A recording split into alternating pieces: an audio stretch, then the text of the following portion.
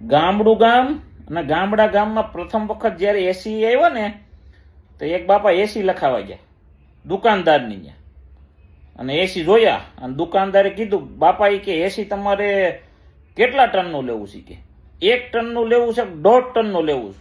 દાદા કે 1.5 ટનનું જ લેવાય ને કે તો સારું કે એડ્રેસ લખાવી દો તમારે ઘેરે પહોંચી જાય.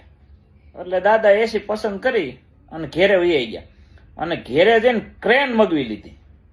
તો ગામના 4-5 જણા આવીને પૂછ્યું એ કે આવડી મોટી કે ક્રેન તમે મગવી તો શું આવવાનું છે? દાદા કે એસી લખાયું છે ને કે હમણાં આવવાનું છે કે અને 1.5 ટનનું આવવાનું છે કે તો ક્રેનથી ચડાવવું જોઈએ ને કે. થોડીક વાર થયું ને તે ઓલા એસી લઈને આવ્યા, તે એક નાની એવી રિક્ષામાં લઈને આવ્યા. દાદા કે એસી ક્યાં છે? ક્યાં આવી રહ્યું રિક્ષામાં કે એલા 1.5 ટનની વાત થઈ હતી કે જોખવા દેતો જોઈખું તે 15 કિલોનો થયું કે 1.5 ટનની વાત થઈ હતી 15 કિલોનો એસી કે કાચલો પતલી દેવાનો. કોખે ગામના સમજાયું દાદા ઈ કે 1.5 ટન એટલે ઈ કે હવામાન કેટલું ઠંડુ કરે ને ઈ 1.5 ટનની વાત છે ઈ કે.